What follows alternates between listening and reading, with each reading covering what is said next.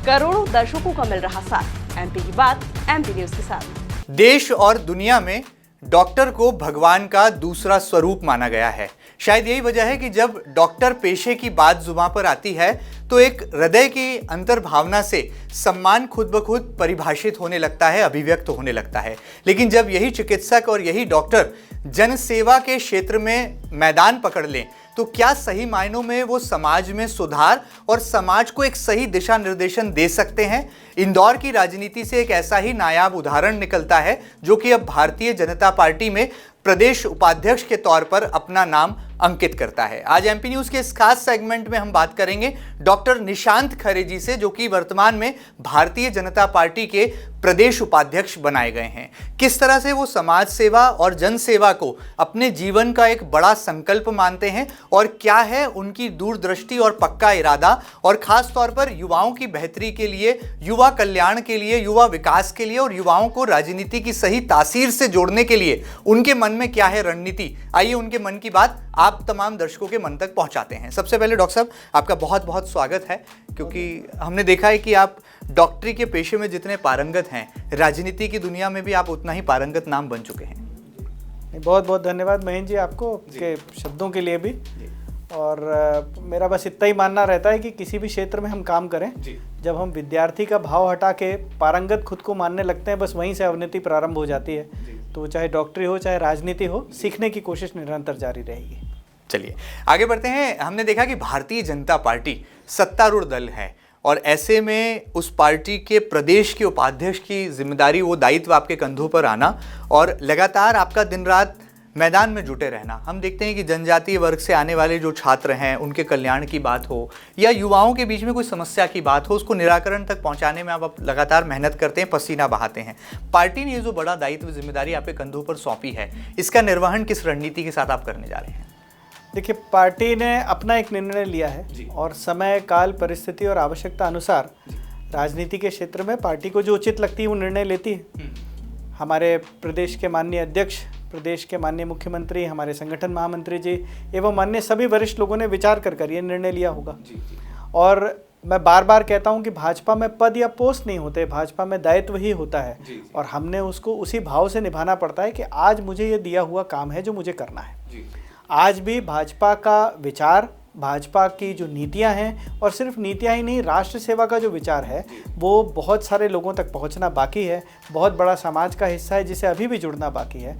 हम सब, और मैं बार बार यही कहता हूं कि हनुमान की तरह शायद बड़ी शिलाएं ना उठा पाएं, पर गिलेरे की तरह कंकड़ उठाकर अपना योगदान तो दे ही सकते हैं। बिल्कुल ठीक बात है। सर, हम देखते हैं लगातार आप एक चिकित्सक के तौर पर इंदौर शहर में ही नहीं बल्कि पूरे मध्य भारत में अपनी एक अलग पहचान रखते हैं। और जब कोविड काल आया और जब पूरी दुनिया लॉकडाउन में अपने घरों में कैद थी, उस दरमियान आप मैदान में थे, फील्ड पे थे, मरीजों की सेवा कर रहे थे, लोगों को बेहतर इलाज मिले उसके लिए समन्वय सरकार और प्रशासन के साथ बना रहे थे। और कई बड़े फैसले, बहुत महत्वपूर्ण जो भूमिका अदा करते हैं किसी देश के लिए, वो आप निभा रहे थे।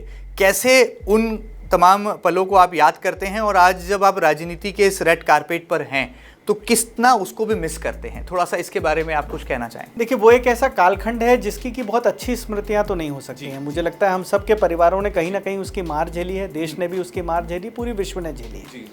लेकिन प्रधानमंत्री जी से लेकर और अस्पताल में काम करने वाले वार्ड बॉय, नर्स तक सभी जो लोग लगे हुए थे वो अपना योगदान देने का उसमें प्रयत्न कर रहे थे। संगठन द्वारा दिया हुआ कुछ काम था, समन्वय का कुछ जहाँ आवश्यकता थी वह काम था, और अपने चिकित्सक होने के नाते कुछ अन्य प्रकार के काम थे। जितना क्षमता अनुसार कर सकते थे वो पूरे मनोयोग से करना, यही बस उस समय का भाव था। मैं ये तो नहीं कह सकता कि जो करा वो काफ़ी था। शायद अभी भी मन में मलाल यही है कि कुछ और शायद कर पाते तो कुछ और कम जाने जाती या कुछ और कम परिवारों की हानि होती। लेकिन नियति को अपना जो मंजूर है वो होता ही होता है। अब जब राजनीति के क्षेत्र में आए हैं तो अकेला कोविड का काल नहीं, हमने जितना काम करा, मुझे लगता है स्कूल की पढ़ाई, कॉलेज की पढ़ाई, कॉलेज के समय की दोस्ती, दुश्मनियाँ, संगठन में अन्य प्रकार के संगठनों में काम करने के अनुभव, सबके समावेश पब्लिक लाइफ में आपको लाभ देते ही हैं। तो कोविड काल की भी सीख भी लाभ देगी, गलतियां जो करी उनसे आगे के सबक भी लाभ देंगे, और कुछ जो थोड़ी मोड़ी सफलताएं मिली होंगी वो आगे के लिए सबक भी देंगे। बिल्कुल।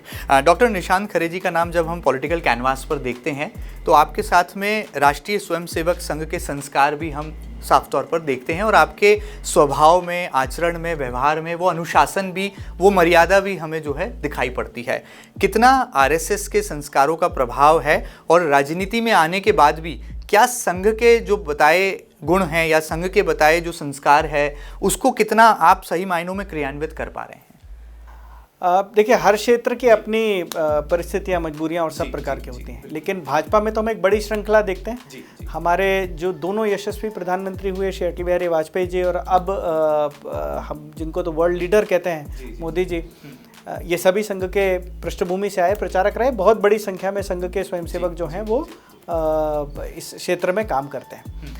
मैं बार बार यही कहता हूं कि एक अधिकार है जो मुझसे कोई नहीं छीन सकता, एक भाजपा में कार्यकर्ता होने का अधिकार, और इससे भी आगे और इससे भी पहले संघ के स्वयंसेवक होने का अधिकार। बाकी पद जो हैं, दायित्व जो हैं, पोस्ट जो हैं, ये परिवर्तनशील हैं। पहले बहुत सारे लोग पोस्ट पर रहे, आज नहीं है, कल दूसरे होंगे, ये जो क्रम है चलता रहेगा। तो वो स्वयंसेवक होने का अधिकार जो है वो अपना है, वो कोई नहीं छीन सकता। और शायद स्वयंसेवक होने के अधिकार पे प्रश्न चिन्ह तभी लगेंगे जब राजनीति की आपाधापी में वो जो संस्कार हैं, अनुशासन का संस्कार हो सकता है, राष्ट्रनिष्ठा का संस्कार हो सकता है, शुचिता का संस्कार हो सकता है, पारदर्शिता का संस्कार हो सकता है, वो जब प्रश्नों के कटघरे में आने लगेगा तब फिर ये लगेगा कि शायद वो अधिकार से भी आप वंचित हो रहे हैं। तो कोशिश करेंगे और पूरा प्रयत्न करेंगे कि भले ही जो पाना है, जो प्राप्ति है, या इसकी जो आपाधापी है उसमें कुछ कमी छूट जाए, पर हम जो लेकर आए हैं उसमें कुछ कमी ना छूटे। बिल्कुल ठीक बात है। डॉक्टर साहब, आगे बढ़ते हैं। हम देखते हैं कि राजनीति एक ऐसा क्षेत्र है जिसमें लगातार चुनौतियां हैं और राजनीति में कहा जाता है कि गॉडफादर की भूमिका भी बहुत अहम होती है। तो डॉक्टर निशांत खरे जी का गॉडफादर कौन है? क्योंकि लगातार हम जब विधानसभा चुनाव आते हैं तब भी आपका नाम प्रत्याशियों की लिस्ट में, फहरिस्त में होता है। लोकसभा चुनाव की बात होती है तब भी आपका नाम एक प्रबल दावेदार के तौर पर आता है, या अन्य कोई ऐसी चुनौतीपूर्ण स्थितियां होती है तो डॉक्टर निशांत खरे जी का नाम खुद ब खुद जो है नेतृत्व के लिए आगे आ जाता है। तो गॉडफादर की क्या भूमिका है और डॉक्टर निशांत खरे जी का गॉडफादर कौन है? देखिए, गॉडफादर की भूमिका मार्गदर्शन जितनी तो शायद होती है जी, बिल्कुल। और एक आपको, खासकर जब आप नई जगह जाते हैं तो रास्ता दिखाने के लिए भी किसी ना किसी की ज़रूरत पड़ती है। तो इतनी तो गॉडफादर की डिफाइंड भूमिका है ही। और संगठन से अच्छा गॉडफादर कौन हो सकता है?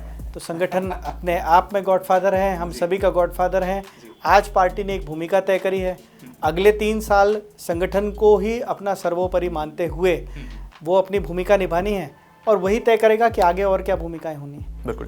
थोड़ा सा पीछे चलें तो हमने देखा कि मध्य प्रदेश राज्य युवा आयोग के जब आप अध्यक्ष बनाए गए तो लोगों ने कहा कि अब एक सही मायनों में सही युवा को सही नेतृत्व की एक कुर्सी मिली है, एक ओहदा मिला है, एक जिम्मेदारी मिली है। और सत्ता में जब आप होते हैं तो लोगों को फ़ायदा पहुँचाना, लोगों की समस्याओं का निराकरण करना या लोगों को सही विचारधारा से जोड़ना, ये भी एक आपके सामने एक दायरा बन जाता है। कितना आप उसको कर पाए, क्योंकि समय बहुत कम मिला था, लेकिन कितना आपने उस हद तक जो है अपने आप को कोशिश करी कि युवा आयोग के अध्यक्ष के नाते आप युवाओं को सही विचारधारा से जोड़ पाएं? देखिए, युवा आयोग के अध्यक्ष का कार्यकाल तो छोटा ही रहा, क्योंकि 15 अप्रैल की घोषणा थी और अगले 4 महीने में इलेक्शन की आचार संहिता लग गई थी। 6 महीने 7 महीने में इलेक्शन हो गए।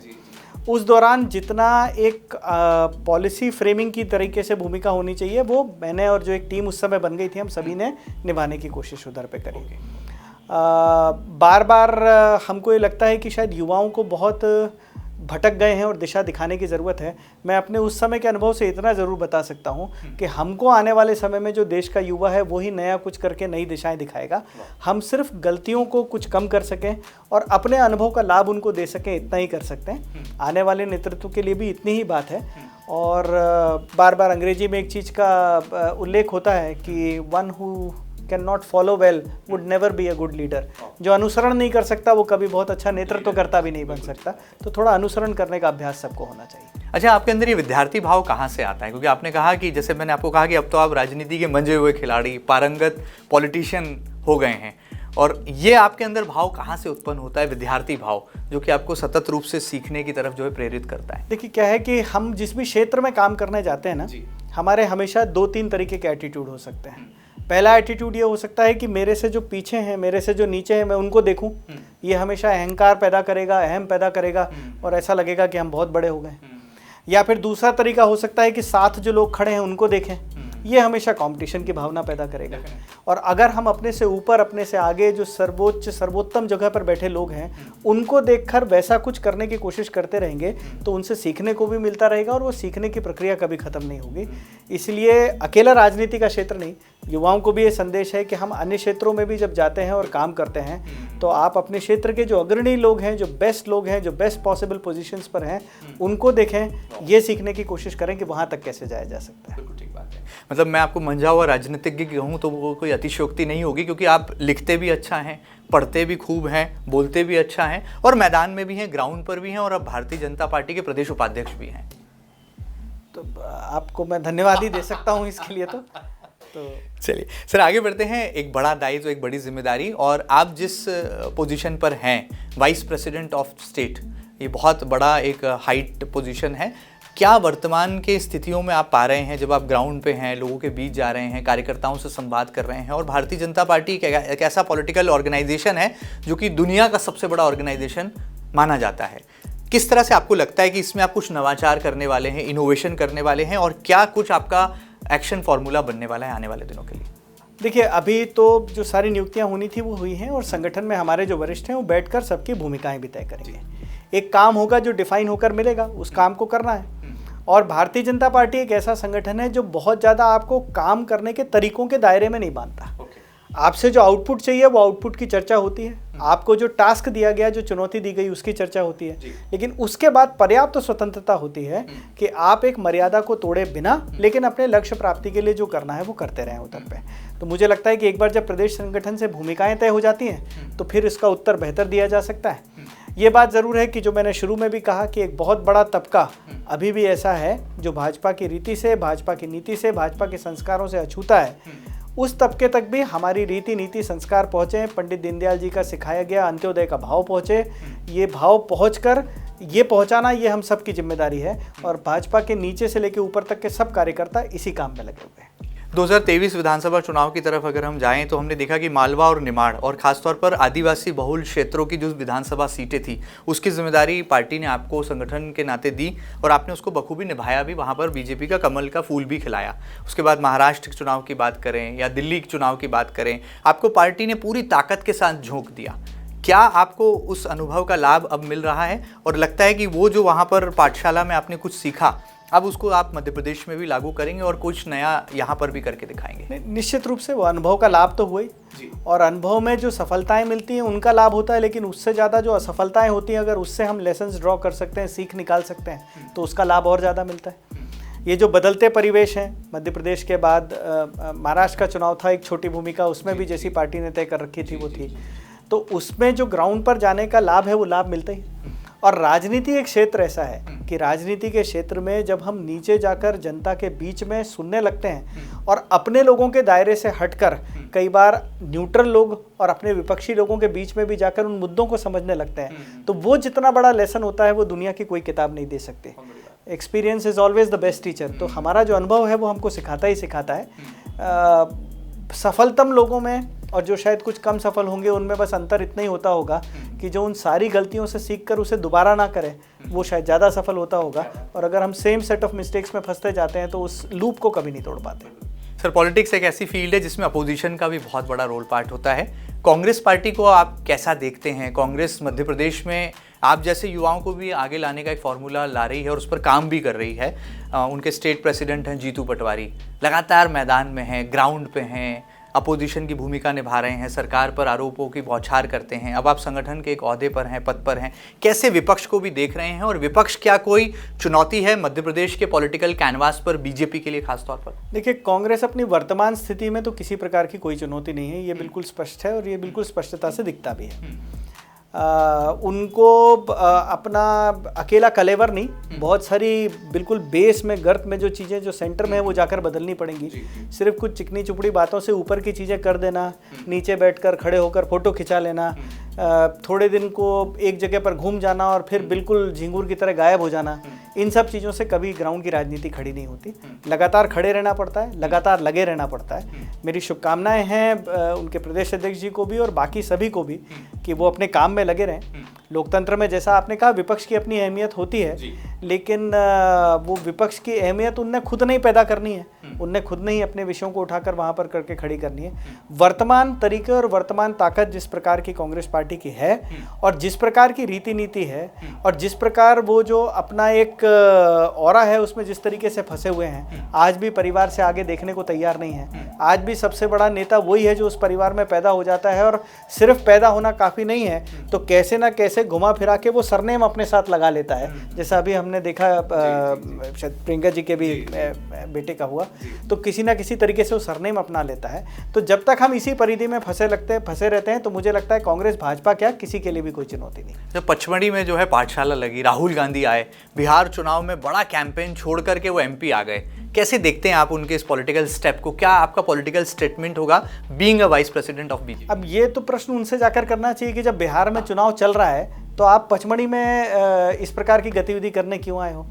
जब आपने वोट चोरी के मुद्दे उठाए और पूरी इलेक्शन कमीशन देश भर में इलेक्टोरल रोल का रिव्यू करने वाली है। मध्य प्रदेश में 4 नवंबर से वो शुरू हो चुका है, जो वोटर लिस्ट है उसके रिव्यू का काम शुरू हो चुका है। तो ग्राउंड के कार्यकर्ताओं को उस काम में लगाने की बजाय अपने साथ आप वहाँ लेकर क्यों बैठे हुए हो? तो ये तो उनकी समझ पे प्रश्न चिन्ह है और उन्हें इन चीज़ों का उत्तर देना है। कुल मिलाकर किस सिंसियरिटी से कई बार ऐसा लगता है कि वो चीज़ें लड़ते हैं, या तो वो कुछ ऐसा सोचते हैं जो हम समझ नहीं पाते, और या फिर जो हम सब जानते हैं वो सोच नहीं पाते। चलिए आगे बढ़ते हैं। आपकी राजनीतिक सूझबूझ जो है मुझे लगता है वो दिनों दिन अनुभव के साथ साथ बढ़ रही है, और आपके जवाब में भी एक मुझे ऐसा लगता है नॉन कॉन्ट्रोवर्शियल लाइन आप ड्रॉ कर देते हैं। कोई विवादों से आप पढ़ना नहीं चाहते, या कोई जो बयानों के बाहुबली राजनेता होते हैं वैसा राजनेता आप शायद बनना नहीं चाहते। आप थिंक टैंक वाले पॉलिटिशियंस की तरह जो है अपने कदम बढ़ाते हैं। एम आई राइट और रॉन्ग?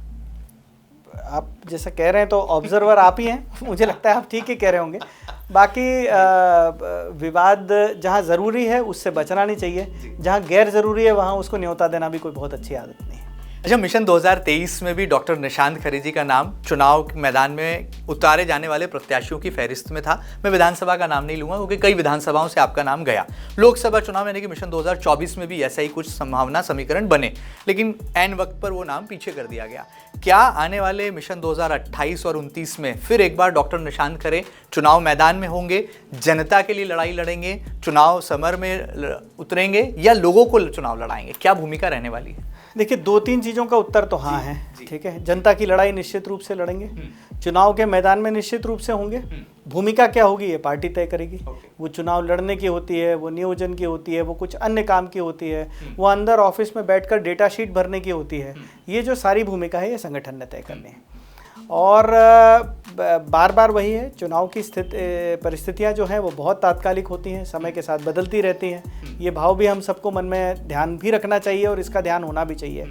आज की तारीख में जो दिया हुआ काम है इसे अच्छे से करना, इसके अलावा और कोई भी दूसरा जो काम है वो सिर्फ आपकी कोरी मनगढ़ंत कल्पनाएं हो सकती हैं और कुछ भी नहीं हो सकता। आज पार्टी ने एक काम दिया है, सारे हमारे जो वरिष्ठ हैं उनने इस योग्य समझते हुए एक दायित्व का नाम दिया है। उस दायित्व के नाम को और उस काम को उनकी अपेक्षाओं जितना, उससे आगे नहीं तो कम से कम उनकी अपेक्षाओं जितना निभा सकें, बस इतना ही एजेंडा है। आपके दिल की बात क्या है? डॉक्टर निशांत खरे फ्यूचर में मेंबर ऑफ लेजिस्लेटिव असेंबली बनना पसंद करेंगे या मेंबर ऑफ पार्लियामेंट बनना पसंद? देखिए, मैं हमेशा ये चीज़ कहता हूँ कि नेता मैं क्या बन पाऊँगा और कैसा बन पाऊँगा इसका मैं उत्तर नहीं दे सकता।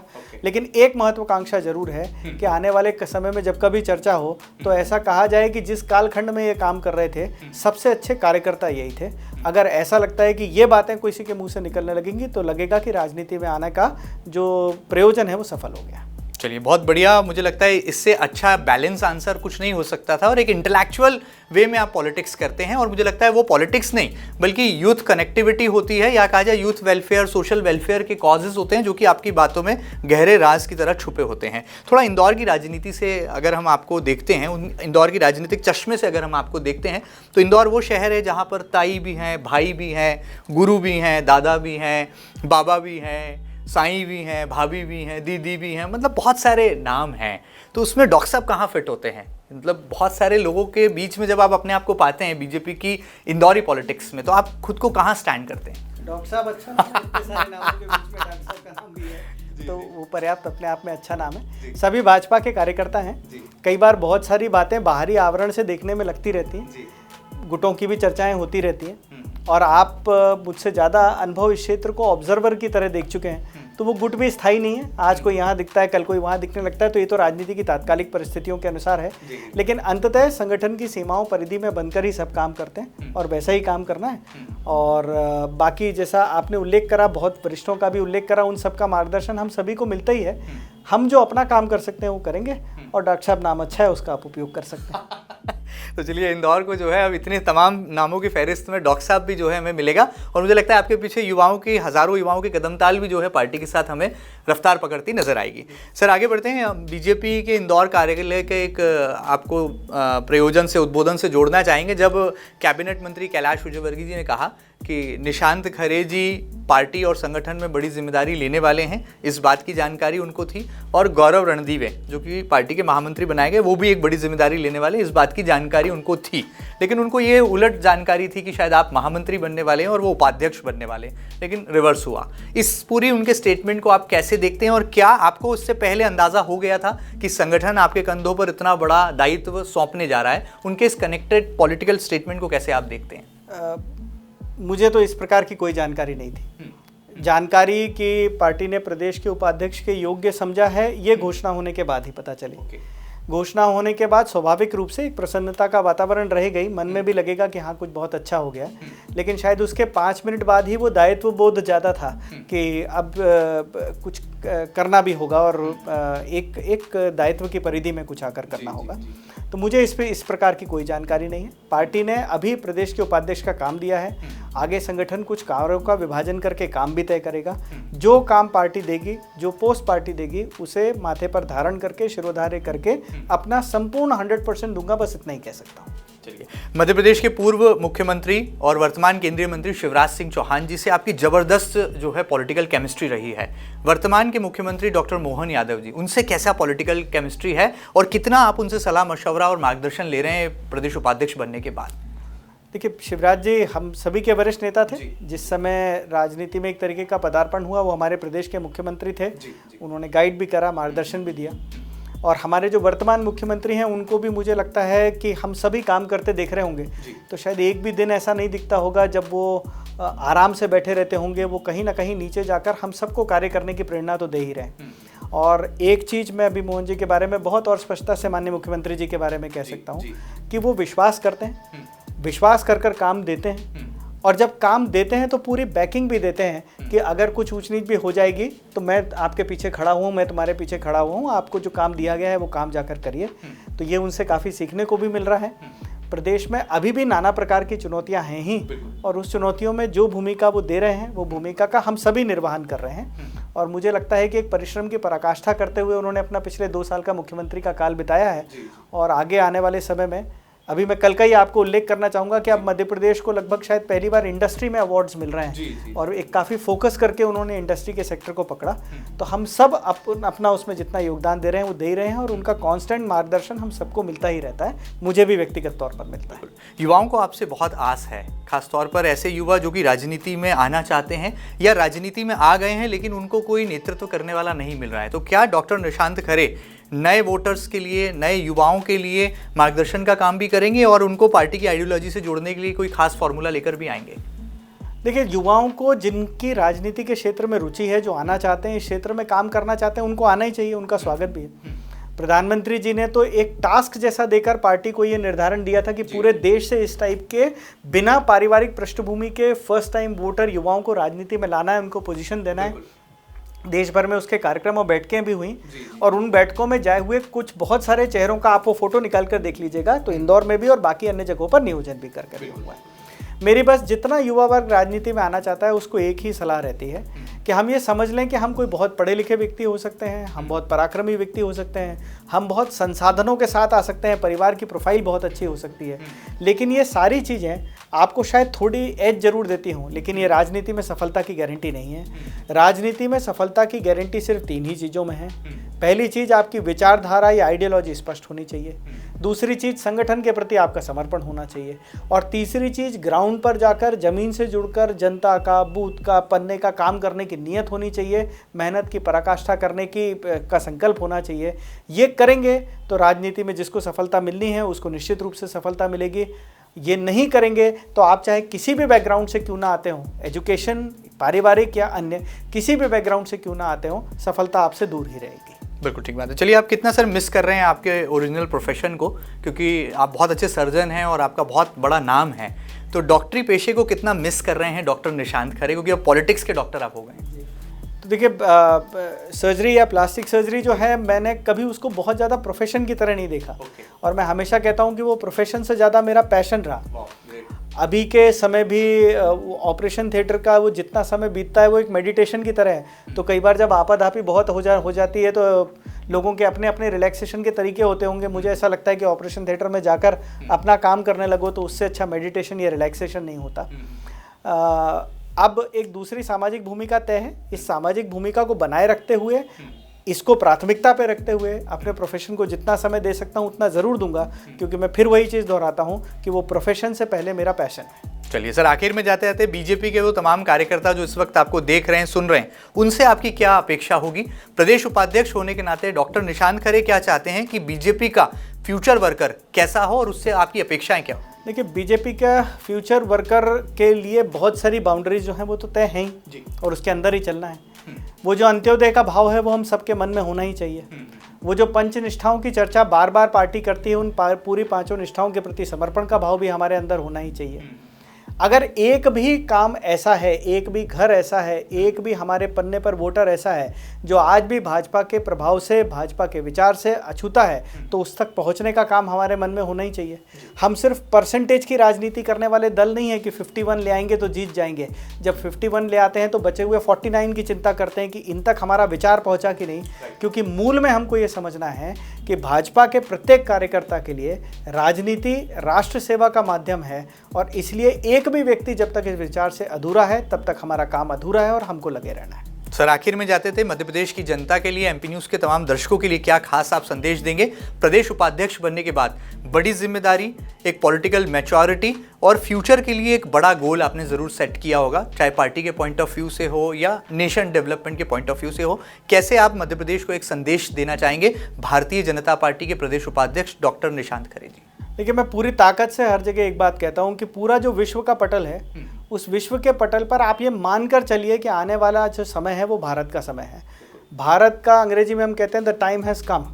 तो भारत का समय जो है वो आ चुका है। हम जितनी सुपर पावर्स की चर्चा सुनते हैं, शायद साल 2 साल इधर उधर हो सकता है, लेकिन भारत अपना गंतव्य, अपना स्थान पाकर रहेगा। और ऐसे ही पूरे भारत की जो पृष्ठभूमि है, पूरे भारत का जो एक नक्शा है, इसमें मध्य प्रदेश का समय अब आ चुका है। वो बीमारू राज की कल्पना में कहीं हमारी गिनती होती थी, आज हमको तेज़ी से उन्नतशील राज्यों में हमारी गिनती होती है। और वो आने वाला समय दूर नहीं है जब मध्य प्रदेश का नाम उसी तरीके से लिया जाएगा जिस तरीके से देश ही नहीं, दुनिया के सबसे उन्नत प्रदेशों का नाम लिया जाता है। बस करना हम सब ने यह है कि राजनीतिक पार्टियां, हम सब के तरीके के राजनीतिक कार्यकर्ता तो अपना काम करेंगे, लेकिन प्रदेश की जनता भी इस संकल्प के साथ काम करे कि अपने जिस भी क्षेत्र में काम कर रही है वो इतनी उत्कृष्टता से करेगी कि हमारे प्रदेश का नाम भी उस सम्मान से पूरे विश्व, पूरे देश में लिया जा सके। चलिए, बहुत बड़ी बात है। पॉलिटिक्स में जब किसी डॉक्टर की एंट्री होती है तो देखिए कि किस तरह से सूझबूझ और सेवा दोनों का सम्मिश्रण हमें जो है परिलक्षित होता दिखाई देता है। और जब डॉक्टर खुद समाज में नीचे ग्राउंड पर आकर सोसाइटी के वेलफेयर के लिए, नेशन के डेवलपमेंट के लिए काम करते हैं, तो कितनी शुचिता के साथ में, कितने अनुशासन के साथ में, टारगेट ओरिएंटेड यानी कि नेशन बिल्डिंग के संदेश के साथ मैदान में आते हैं। इसका एक नायाब और जीता जागता उदाहरण है डॉक्टर निशांत खरे, जिनके नाम में ही खरे हैं, इसलिए वो खरी खरी बात भी करते हैं और शायद खरे अंदाज में ही राजनीति करते हैं। इसीलिए अपने पराक्रम, अपनी प्रतिभा और अपनी मेहनत के बूते पर आज पार्टी के उपाध्यक्ष के तौर पर वो नवाजे गए हैं। उम्मीद करते हैं कि राजनीति में ऐसे ही सुलझे हुए और दूरदृष्टि, पक्का इरादा रखने वाले युवाओं की ज़रूरत है, जिसे उस दरकार को भी पूरी कर रहे हैं। और आने वाले भविष्य में भारत की क्या नित नई उड़ान होगी, ऐसी परिकल्पना का सपना भी अपनी आंखों में देख रहे हैं। उम्मीद करते हैं कि भारत का युवा भी उनके साथ ही कदम ताल करेगा, ताकि सही मायनों में देश को सही दिशा और सही उड़ान पर ले जाया जा सके। एमपी न्यूज़ के इस खास सेगमेंट में फिलहाल इतना ही। ये खास बातचीत आपको कैसी लगी और इसको लेकर क्या है आपकी पहली प्रतिक्रिया, हम तक जरूर पहुंचाइएगा। और ताज़ा तरीन खबरों के लिए लगातार बनी रहिएगा आपके अपने news channel MP news TV के साथ। फिलहाल इतना ही, नमस्कार। करोड़ों दर्शकों का मिल रहा साथ, एमपी की बात एमपी न्यूज के साथ।